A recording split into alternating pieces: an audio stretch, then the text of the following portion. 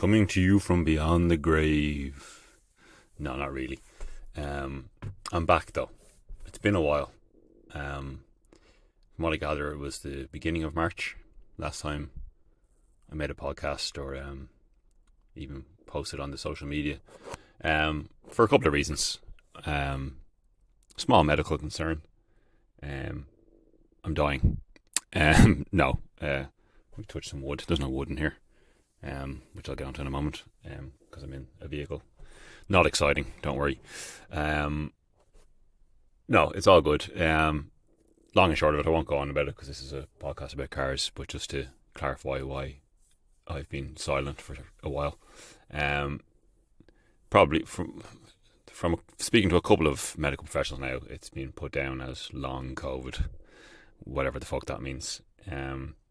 So basically, I've been to a couple of doctors and specialists over the last few months, basically ruling out stuff that it isn't, and therefore they're determining now it's probably long COVID.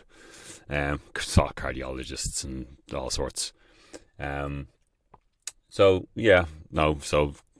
knowing it's not other things, because if you look up the symptoms of long COVID, you could think you have everything from cancer to a heart condition. So I'm ruling out the other stuff has kind of eased my symptoms somewhat. The problem with long COVID is they don't really know anything about it, so therefore they don't know any way to treat it. It comes in waves. I have days where I have no energy. I cough a lot. I get short of breath and stuff. But to be honest, in recent weeks I've actually been feeling pretty good. But yeah. That's one of the reasons. And then the other reasons, I've been working on a project for the last 6 months, which has taken up an awful lot of my time. I've been doing it since January. I know it's in the first couple of months. Being on social media and stuff was just distracting me when I should have been working on other things.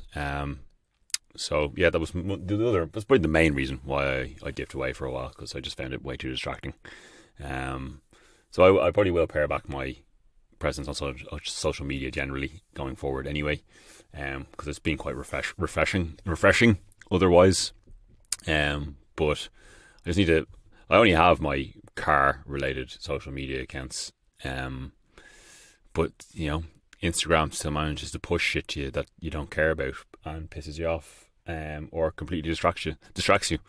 I oftentimes you open up the Instagram app and go to just search for a profile or a post, and because you go into that explore page, you see like 7 things to distract you, and all of a sudden fucking 45 minutes have gone by. It's almost like they designed it that way. So that's the main reason why I've been gone, but I'm back. I've noticed I have several DMs. I haven't actually gone into my Instagram app yet. I've only downloaded it and reinstalled it, but I haven't actually opened it yet. But I did see there are a lot of DMs in there. So if you have been trying to get me, I will probably reply to you by the time I post this podcast. I'm back. I'm going to try and keep this relatively brief, because this is just a I'm back podcast. I'm not sure how frequent they will be going forward, because I'm still doing stuff. I have my day job, and then I have stuff that I'm doing outside of my day job. So a lot of my time is taken up. But I still love cars, and I still love talking bollocks about cars. So so I thought I'd dip my toe back in. But obviously it's been nearly 5 months, and obviously lots gone on. So there's no point in me rambling on about everything that's gone on over the last few months. But obviously there's some things we do need to discuss. So in the world of the car, I'm just going to stick to a couple of the key things that have happened. The most boring one, we'll start off with, not boring, but business and market and jargons, boring news stuff. But like, what was it, about a month ago, less maybe, the EU announced that they're going to bring in, is it 25% tariff on Chinese electric vehicles, because this is obviously to try and, because obviously the Chinese manufacturers, MG, BYD, other ones that are on their way to the market as well. I'm not sure there's plenty I'm missing. Are obviously offering very capable electric vehicles and very much undercutting the European manufacturers on price. And obviously the European manufacturers are getting quite nervous about this. Like Renault is essentially partly state owned in France. The big three in Germany, Mercedes, BMW, and Audi. If they were to fail, that would have a massive impact on the German economy. So yeah, you'd have to wonder what the Chinese rebuttal will be to this. Will they put tariffs on European vehicles? Which would be interesting because obviously Volkswagen are obviously a big part of the German manufacturers as well, so the big four, I suppose. But then Audi is part of Volkswagen. Anyway, sorry, you know what I was trying to say. But sorry, excuse me. Volkswagen's quite a large market for. Volkswagen's quite a large. What the fuck am I talking about? China is a very large market for Volkswagen. They sell quite a lot of cars. Volkswagen, as far as I'm aware.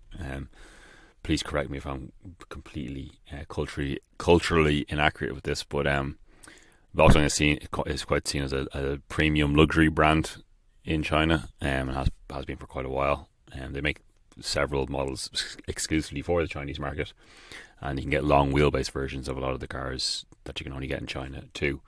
So that would be damaging on a different level. Like America actually have 100% tariffs on Chinese electric vehicles. So basically they just don't sell them in America, which is a less damaging to China, I guess, because America don't really have a massive EV market currently. Outside of the two coasts, they barely sell any electric vehicles, and any of the ones that they do sell are technically American anyway. Tesla, although a lot of Tesla production obviously is in China, but I think the ones that are sold in the US are the US built ones. And then like the Ford, the electric F-150, which isn't selling well either here. And the fucking, wasn't the Mach-E and stuff like that. Like if they buy electric in America, they tend to buy American. So yeah, that's the boring bit. We'll get the boring bit out of the way. And then, not boring, but slightly sad news I'll bring up here now as well. Suzuki are culling the Swift Sport and the Jimny from the UK market, which means it's obviously getting culled from the Irish market as well. That's sad. Also, the current Swift Sport, which I think is a hybrid, could be correct me if I'm wrong. It certainly hasn't been as appealing as that first Swift Sport that came out, over 20 years ago now, which is sad to say. But still a cool warm hatch alternative, which was, again, before everything went crazy, relatively affordable, cheap thrills, cheap basic thrills. So it's sad to see that one go. And obviously, everyone will be sad to see the demise of the Jimny. Look, there'll always be grey imports into Ireland, which I'm just, is not a cheap thing to do. And also, if you get a grey import as well, you can get the Jimny with the K car engine, which there is one of them knocking around near me, a white one. The K car one, it has the 660cc engine. You can get it with a manual gearbox, although most of them are automatic, and it doesn't have the black wheel. I don't want to say arch extensions, but the black cladding that goes over the wheels, doesn't have that either. It's very base spec and looks kind of cool. Anyway, I drove a Jimny a few weeks ago. A friend's girlfriend has one, and to be honest, it's a fucking horrible thing to drive as a road car. The 1.5, the 1.5, 1.6, 1.5 litre petrol engine is gutless, and the ride is fucking horrible, and it's loud and it's not comfortable. don't get me wrong, it's a cool thing. I'm glad it exists, but it's not great everywhere. But look, it's sad that they're both going. Apparently, you'll still be able to get them in Japan, which means there is a way to get them here still. But just another fucking victim of the changing landscape of the motoring world. So now on to the much less boring stuff.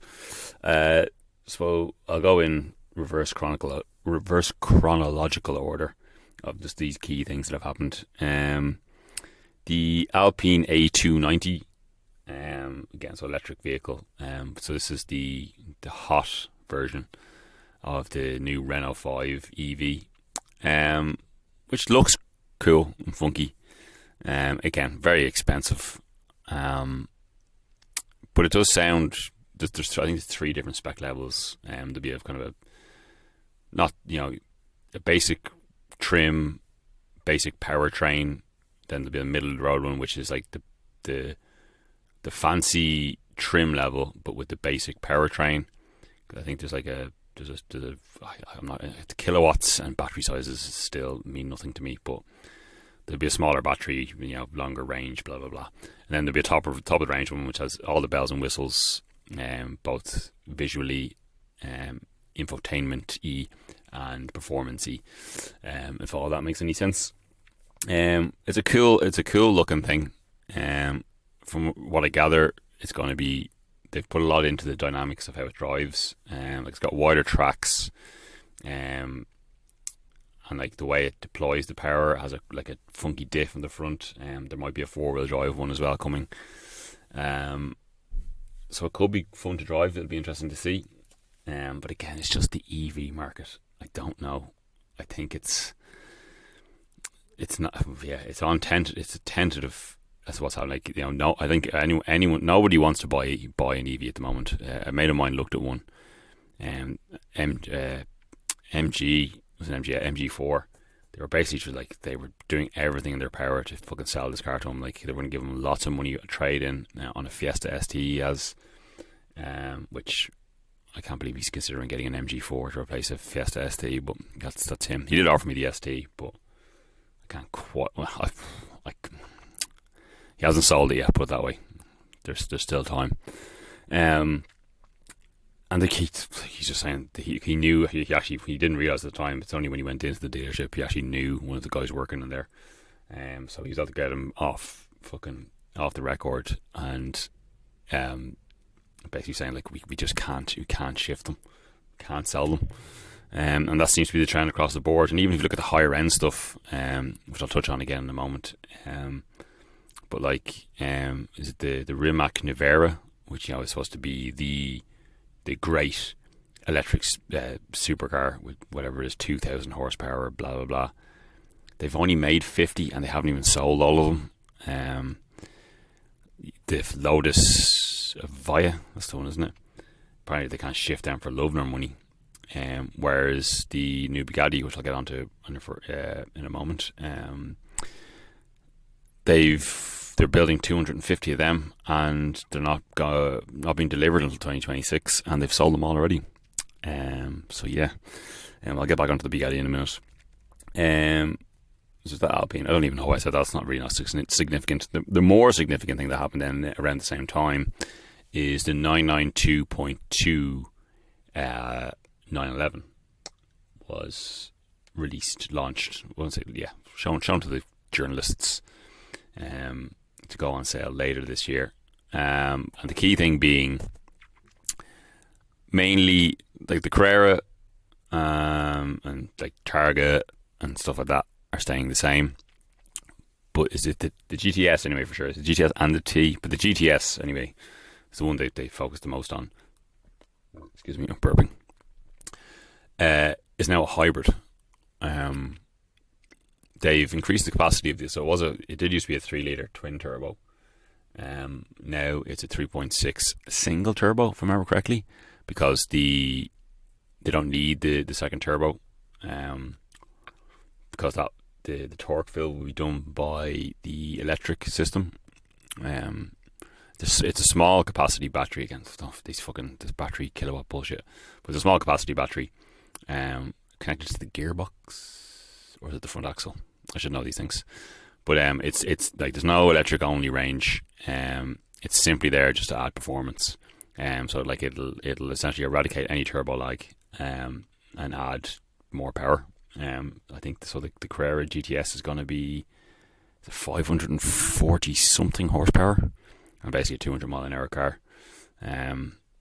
Which is, for something that's not a turbo, the turbo spec rather than, because they're all turbocharged now, bar the GT products. The Porsche 911 range, confusing as ever. But like it does sound interesting. The visual tweaks they've made to the 992 generation look good. The interior, don't know. The whole thing, gone are any physical dials, which is annoying because the 5-dial analog dials of 911s of old is obviously iconic. They stuck to the central analog rev counter up until the 992.1, but that's completely gone out. It's all screens.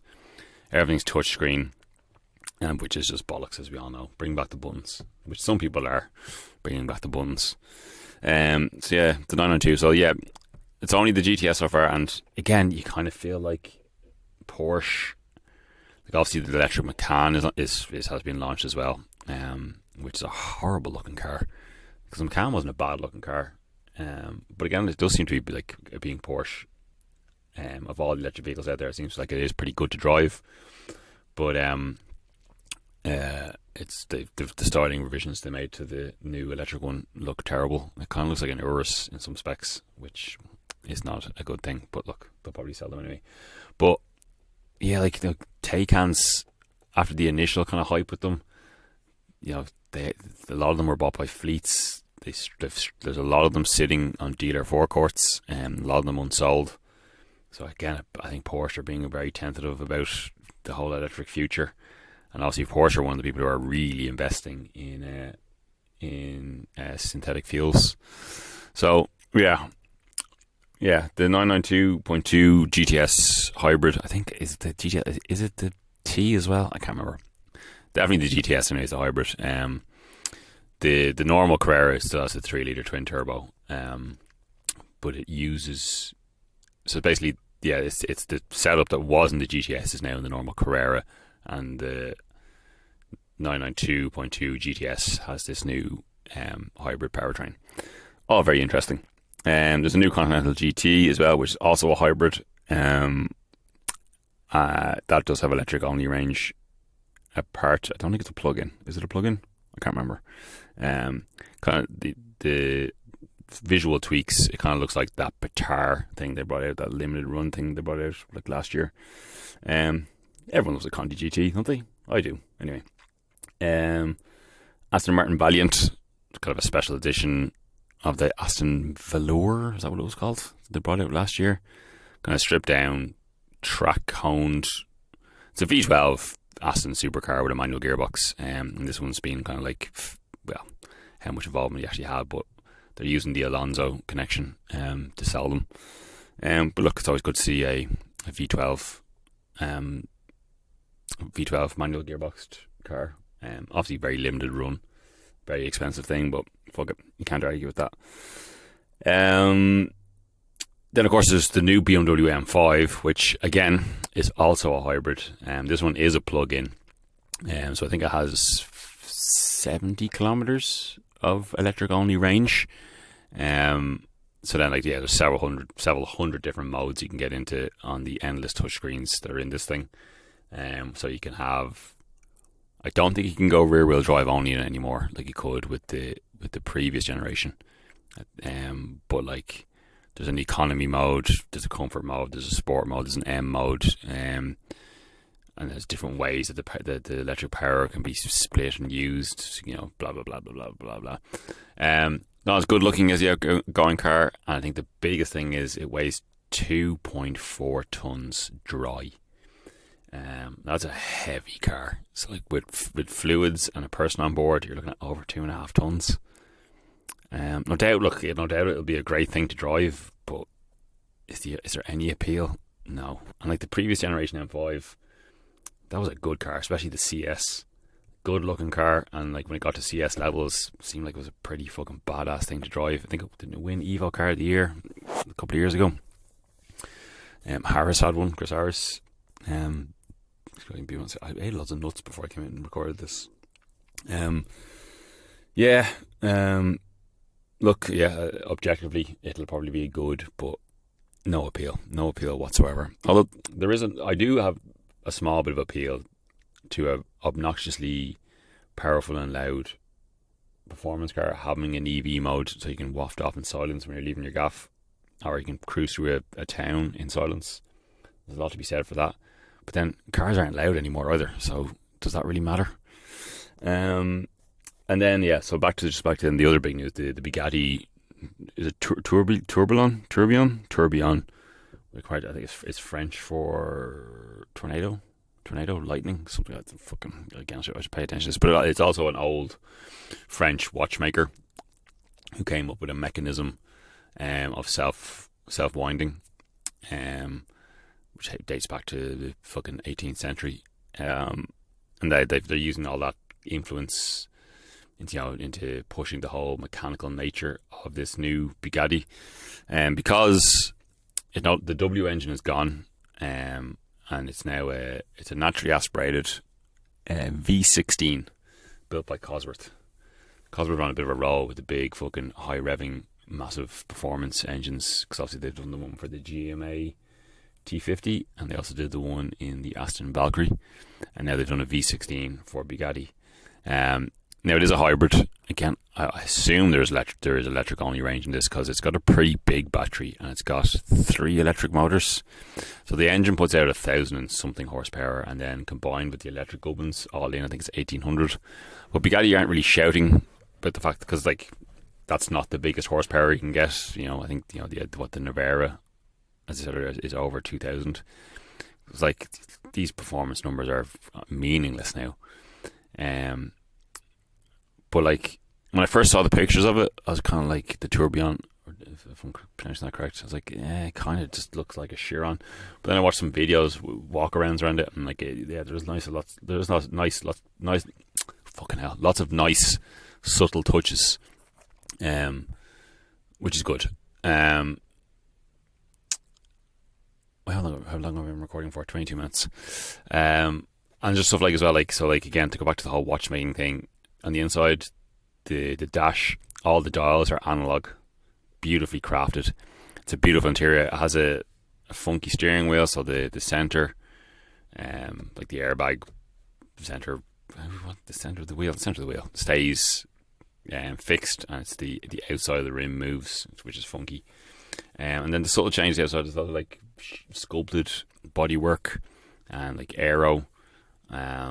It's 30 mils lower, which you notice when you see it. Like I haven't seen it in person, but you can notice it more when there's people standing beside it rather than just static pictures.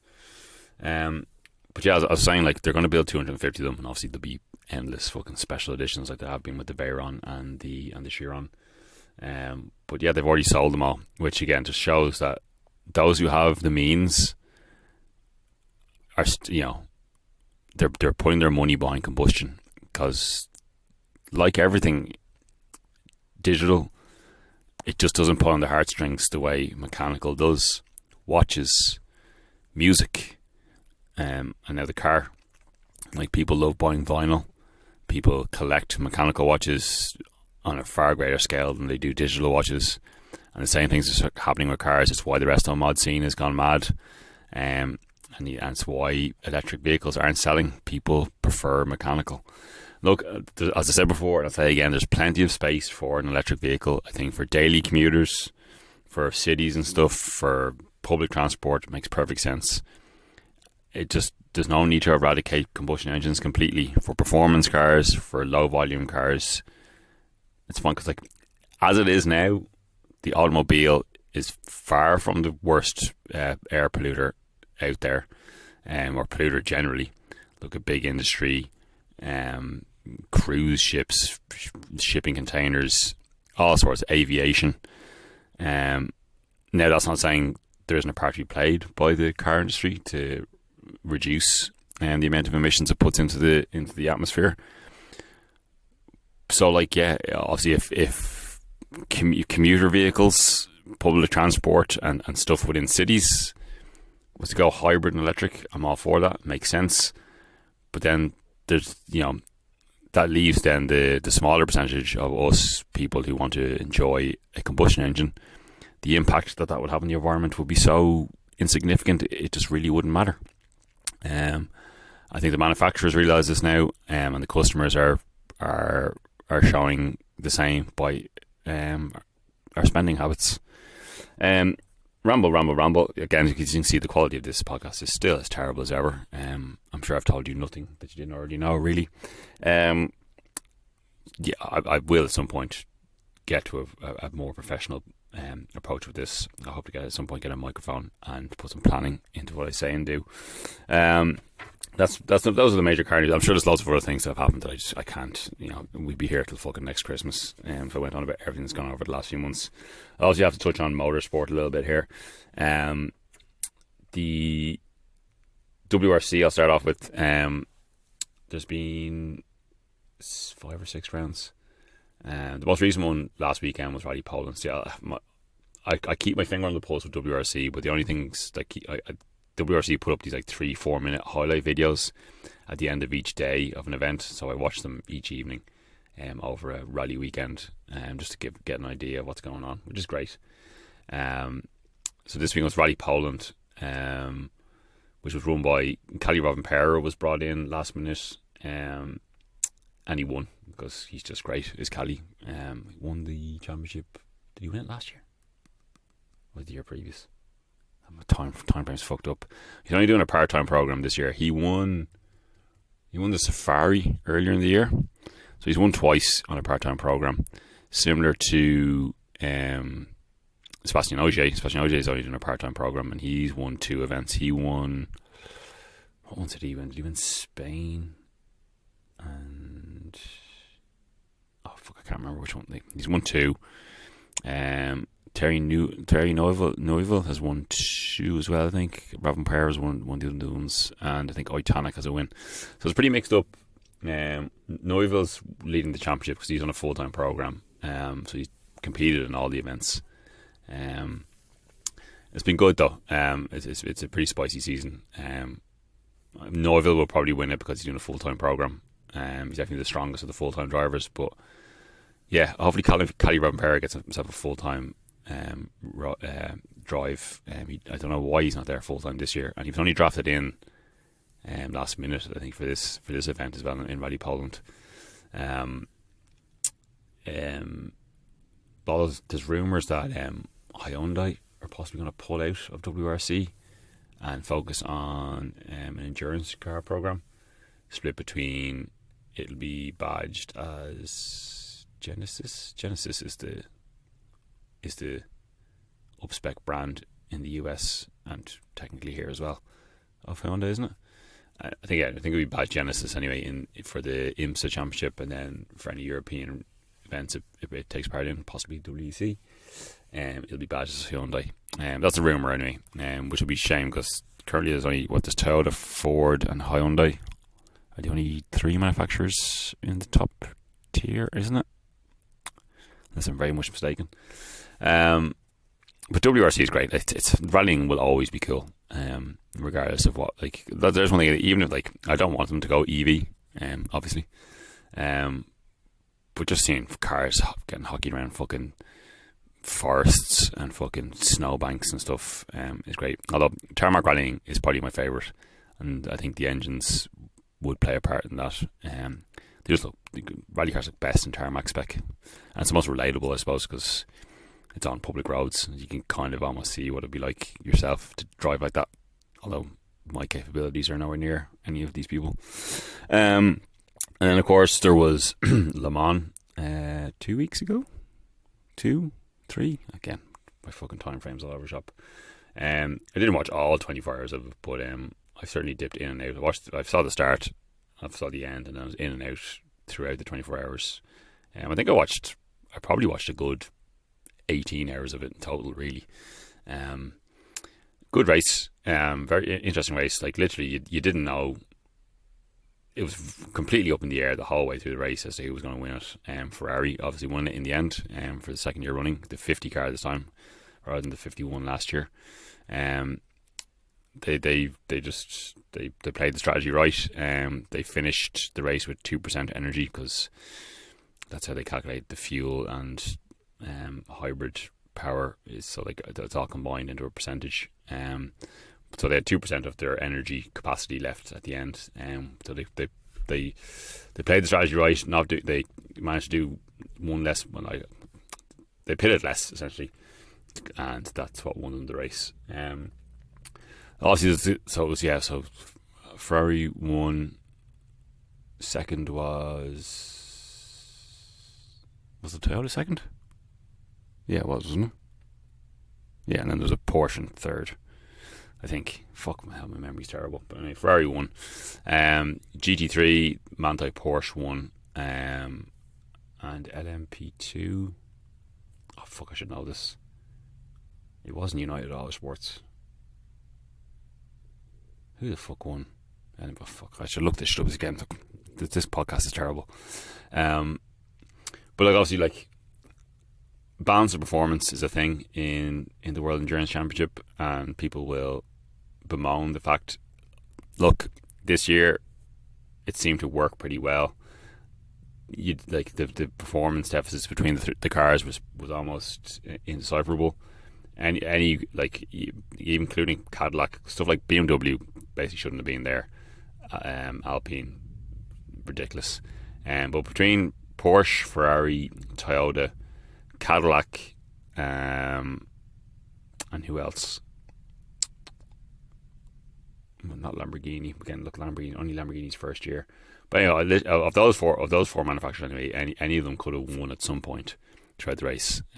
But Ferrari pulled it off in the end, which you have to assume is a testament to the balance of performance. I only found out recently though, like, the competitors, both the drivers and the teams, they're not actually allowed to talk about balance of performance to the media, because obviously some teams feel more aggrieved than others about how it all works. I think it's a necessary evil. It works. It makes for good racing. Because at the end of the day, it puts a level playing field performance-wise. I know it's not a spec series, and I don't want it to be. I like how the different manufacturers come in with different ideas as to how to approach the rules. It's great. But the most important thing with endurance racing, and especially in Le Mans, is one, that the cars can get to the end, which is becoming much more of a common thing because they're so reliable, except for Alpine and their Mechachrome engines. But it's seeing the cars be able to do what they do for 24 hours, and also the drivers and the teams being able to perform at the top level for a full day. That's where the real intrigue is.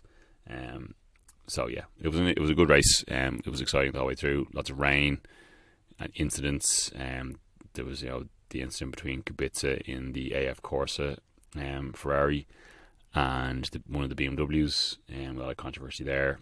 But it was a great race. If you didn't watch it when it was on, grab a highlight video. I'm sure there's plenty of them up there on YouTube to keep you entertained. And then Formula 1. And it's been so long since I've spoken.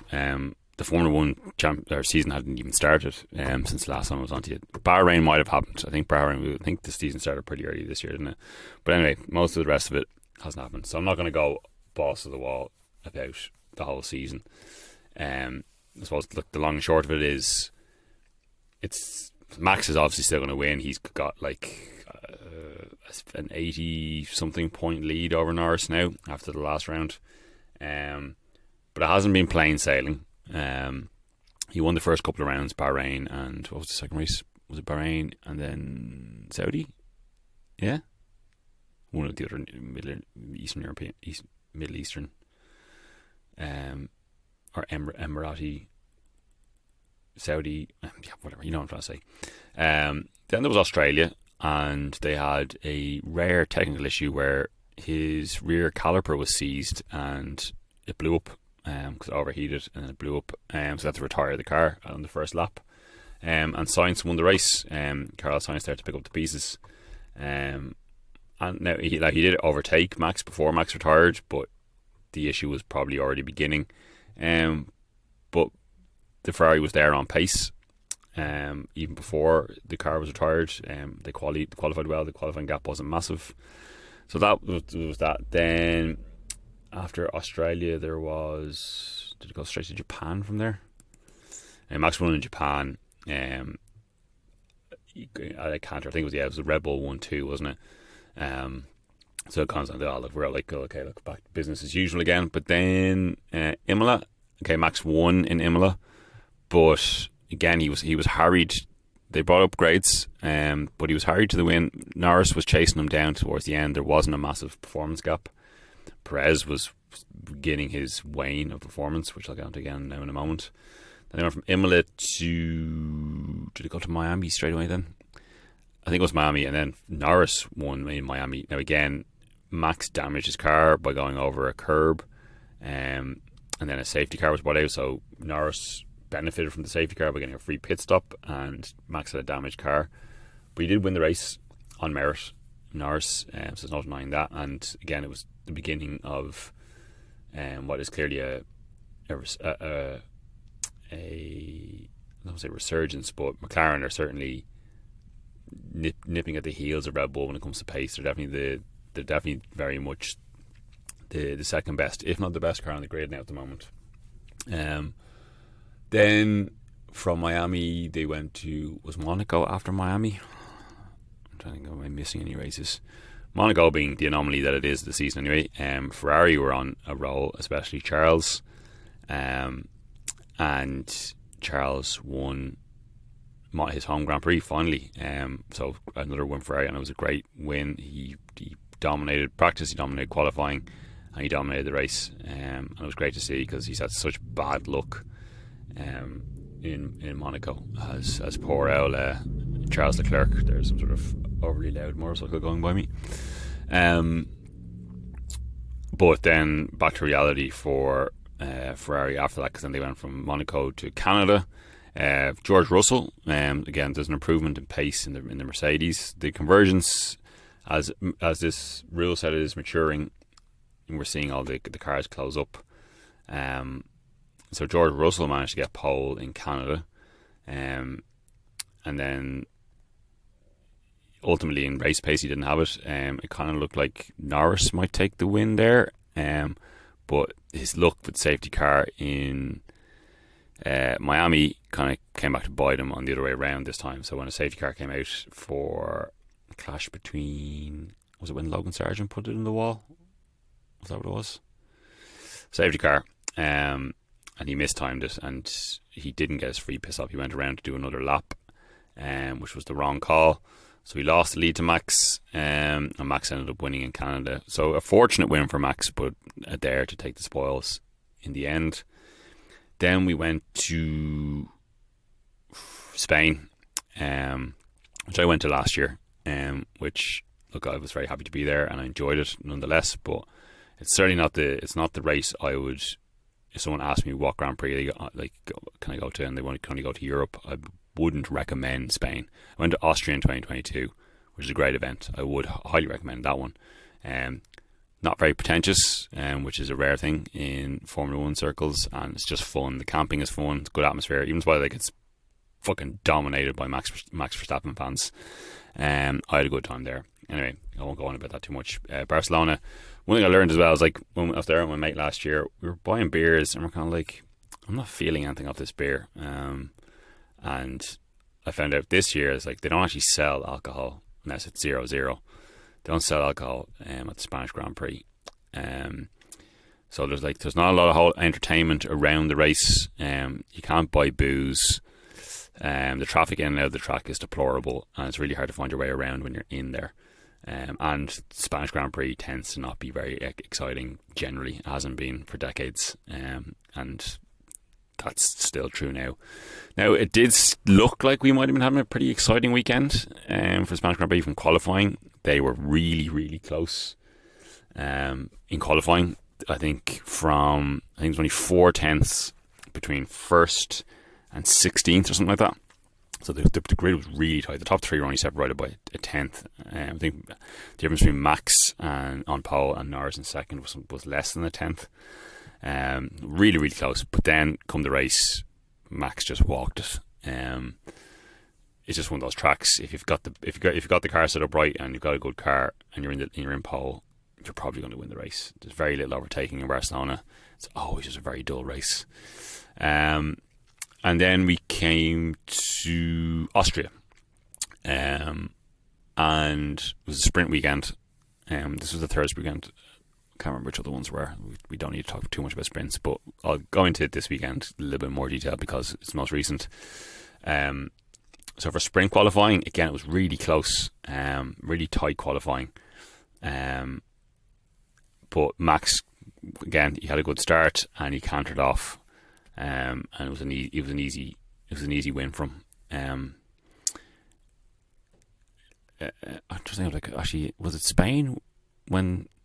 Yeah, did Norris and Max battle in Spain at the start, and Russell actually took the lead in Spain, but then Max got Russell back pretty quickly, and then he ramped off. So there was a little bit of excitement at the very start, but then it went into normal mode once Max got the lead back, and they go on lap 2. Anyway, so we're back to Austria. So it's that, and then come qualifying for the real race, Max qualified so from second down to, I think it was 10th or 11th. It was only a couple of tenths separating everyone, but Max was ahead of Lando in second by nearly half a second. He just absolutely monstered qualifying, and then the race, the first the first 3 quarters of the race were just processional.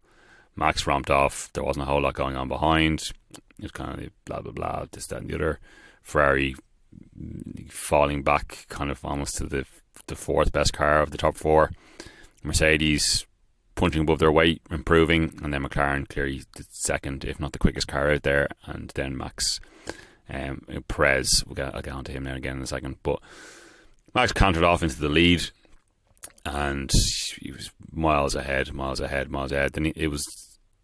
Did he go for a 3? Yeah, it was a 3-stopper or was it a 2-stopper? It was a 2-stop race minimum. I can't remember. Did Max do 2 or 3? Anyway, he came in for his last stop, and they had a slow pit stop. They couldn't get the left rear on, so he had a slow stop. When he came out, his, I think it was a 9-second lead he had was eradicated, and Norris was pretty much right behind him. So Norris had a couple of goes at getting around him. He finally got him at turn 3. But he overtook him off the track, so had to give the position back. Then he went for it again, and the next lap, Max closed the door and he moved under braking. Now, Norris could have avoided the incident better than he did, but they collided. His right front hit Max's left rear, and then they collided again. So Max had a rear puncture. Lando had a front and rear puncture, and the rear puncture absolutely destroyed the rear end of his car, and he had to retire it. So Lando could have won that race, but he didn't. Then Max dropped back to, I think he ended up finishing 7th in the end, and Russell was there to pick up the pieces, because he was kind of in a nondescript 3rd, and then when all this happened, he was there to pick up the spoils. Now, Oscar Piastri probably kind of got robbed of a win here. He did qualify 3rd, but track limits, which was a bit harsh. He got his lap time deleted, so he started the race 7th. He finished 2nd then in the end behind Russell. Sainz was there then for 3rd. Norris feels a bit robbed. Again, look, had all things gone normal, Max would have walked that one, and Max is still going to be the one to win the championship this year. But it's way more exciting than it was last year. It's closer. McLaren are really taking the fight to Red Bull, mostly Max, and then McLaren, Mercedes, and Ferrari are all in the game as well. Ferrari have dropped off a little bit. Mercedes have definitely upped their game, and McLaren are the second team. Perez signed a new deal with Red Bull. Did I say Sainz? I meant Perez. Did I say Perez? Did I say Sainz? I can't remember. Fuck it. Sainz still hasn't announced where he's going when Hamilton comes to Ferrari next year. I'll go through the driver market now in a moment.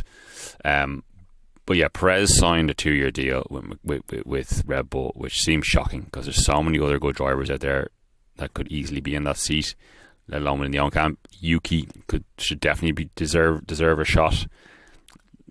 Danny Rick, would he be any worse than Checo? Because Checo's really dropped off. Liam Lawson, and that's not to mention like Sainz is on the market.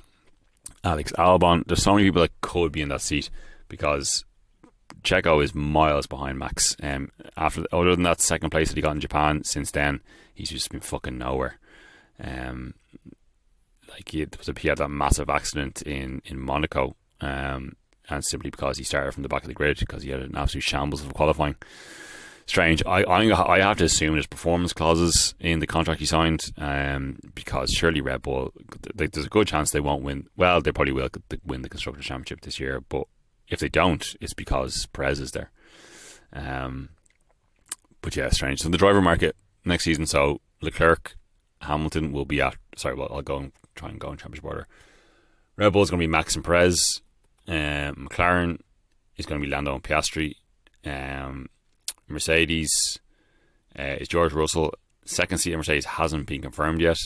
The FIA have changed the rules back to, well, it used to be if you're 18 and you have enough super license points. I can't really say how it's changed, because he's 18. Because there was a rule that there wasn't any age limit on it when Max came in. And Max was 16 when he started in Formula 1. And they changed it then. And I thought it was 18. Whatever they've done anyway. So Kimi Antonelli, by August, technically will be able to compete in Formula 1. So there's still a lot of rumour that he's the one getting the seat.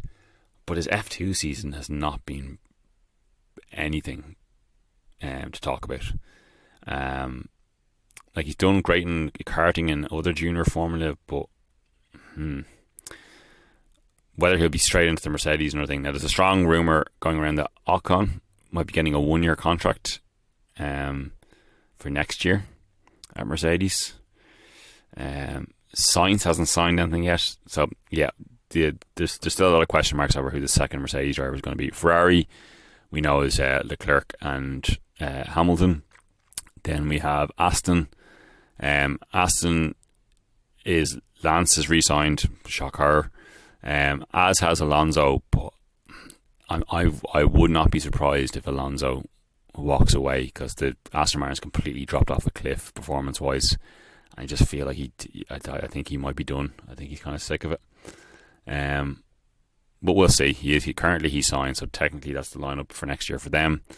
Aston, I'm kind of confusing myself as to where the championship went this now, but RB, Yuki is re-signed. Second seat's still open there. Danny Rick, they might keep him on for another year. He was kind of been shown up by Yuki there initially, but he's kind of caught up with Yuki again. But then they do have Liam Lawson, and there's plenty of other junior drivers there that they could bring in. But yeah, so the second seat is still technically open at RB. Alpine, Alcon's gone after he clashed with fucking his teammate in Monaco, which didn't sit well with anybody. And it was announced pretty much after Monaco that he won't be with the team next year. Don't know where he'll be next year, but there's been rumours of Haas, and like I said, there's been rumours of Mercedes. We shall see. So yeah, so Pierre Gasly has re-signed with them for a couple of years, but the second Alpine seat is still open.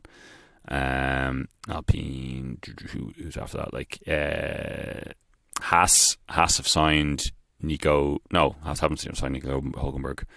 Actually, both the Haas seats are technically still open, because Nico's off and Magnussen hasn't signed yet. There's a lot of talk that Ollie Behrman will get one of the seats there. Obviously, he had that stand-in for Sainz in Saudi, and he did pretty well. Again, his F2 season is not going right. Now, him and Antonelli are in the same Prima team, Prima being generally one of the better teams in F2, but the season for both the drivers and the team is not going well.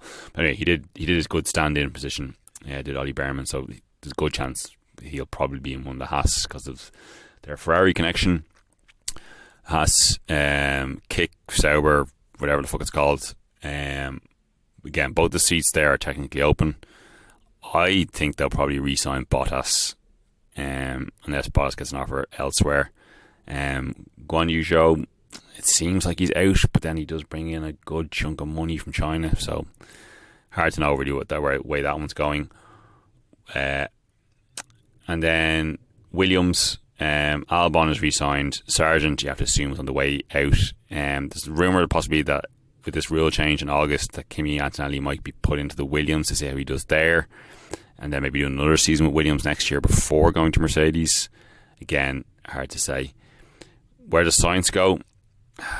So there was rumours that, it was either the Sauber Audi option or Williams. Apparently he was on the verge of signing with Williams, but then obviously he's kind of maybe like Merc are showing an upturn. There's also a lot of rumours that Merc have got the new engine regs for 2026 nailed, so it could be a good option there.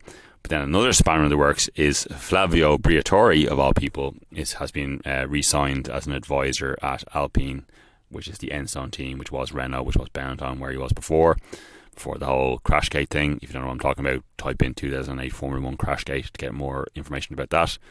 Anyway, long story short, he was banned from F1, appealed it, he's let back in. So he's an advisor at Alpine, and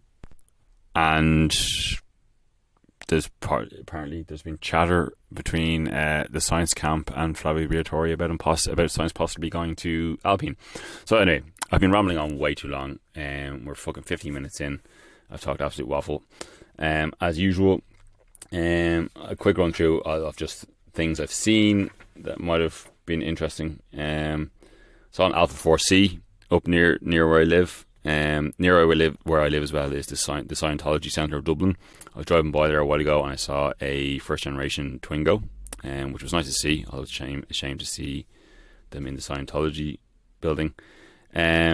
I was in the underground car park in the Lidl in Tala, and there was an abandoned 1996 W140 S600, which was both sad and interesting to see. I saw an Irish registered Mark IV V6 4Motion Golf, which is an interesting car to be running around here.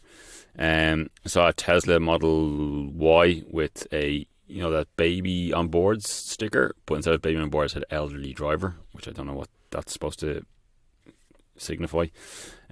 Saw a Jag XK RS, again another interesting Irish registered interesting car to see knocking around Dublin or around Ireland. Each to their own. I keep seeing a 998 996 Carrera manual bog spec, if you can say that about a 911 Carrera, daily driven, has 130. Last NCT it did, which is about nearly a year ago, had 135,000 miles in it. That's a cool car. In one day, I saw 3 different Panda 100 horsepowers. I saw a grey one in Houston Station Car Park. I saw a black one near where I live, and I saw a grey one. A red one near where I live, all in the same day. I'm sure I saw loads of other stuff, but I can't get into that. It'll just take forever. Events, the Herbert Park Car Show was on in June. It was like a month earlier than it was last year. Lovely day, the sun was shining. Loads of fantastic cars there. You were either there or you weren't. I'll post pictures up from it over the next few weeks. I'm not going to spam you with all the pictures I've taken over the last 5 months. My mate's dad was there with his W124, his blue W124 Estate 2.5 diesel, the only diesel car there, but it's a concourse winning W124. Probably the most standout car, I guess. There was loads of great stuff there. There was an Enzo. It's always good to see a Ferrari Enzo. Now it's called the Emerald Enzo, and it's a vibrant green with red wheels and some chintzy badges on it. Not my cup of tea, but it's nice to see an Enzo nonetheless. I'm sure, again, lots of other stuff I probably would have seen. No other car events went to. I've gone to lots of gigs and stuff over the last couple of months. I saw a Mark 1 Focus RS in Shocker. There's a headquarters for Mercedes and BYD on the Long Mile Road, and I was in there a couple of weeks ago and I saw a Mark 1 Focus RS. I was like, I recognise that reg. I sent it to my mate, and it was my mate's old car. Now he sold it over a decade ago. And when he sold it, it was absolutely immaculate. Now, mechanically, I'm sure it's probably sound, but it's clearly daily driven. It's got daily driven mank and scuffs and stuff. And the new owner has put some faux carbon fibre bits on and all. But look, a Mark 1 Focus RS is a cool thing, regardless. And when my mate bought it, I think he paid $9,000 for it. Good luck getting a Mark 1 Focus RS for $9,000 now. I've been bogged on for nearly an hour. I have to make my dinner soon, because I also have a Zoom call later on this evening, so yeah, time is against me as always. But I will round out with my normal stuff. I'll try to put a link this time to this, but my classified find of the week, a 1998 Volvo 240 GLT estate with 75,000 miles in it. It's in Dublin. Looks absolutely immaculate. A manual. €6,500, which I think isn't too bad in this market. Music. I went to see Pearl Jam a couple of weeks ago. It was fucking amazing. Eddie Vedder's voice is on point. So I'll just recommend their new album. It's called Dark Matter. It's actually pretty good. Check it out on all your music streaming platforms. I don't have a YouTube channel, but I'm just going to recommend a podcast. It's called Here Comes the Guillotine. It's Frankie Boyle and two of his Scottish comedian mates. Frankie Boyle, Susie Wright, is it? And something Arthur Boyle. I don't know their names. Frankie Boyle is obviously the headline name in it, and it's two of his mates. But quite funny. Three Scottish comedians talking controversial stuff. It's pretty funny. So I'm going to round it out there. We're pushing up onto an hour. I'm back. I won't be weekly, I don't think, but I'll post stuff as I can. It might be a while before I do another one, because I'm going to try and invest in some proper equipment and put some more structure into this. But I just wanted to announce my return, in case anyone would cared. So if you've listened to this thus far, it's still terrible. I do apologise, but if you have listened, I love you as always. Be safe, be well, and talk to you again soon. Bye.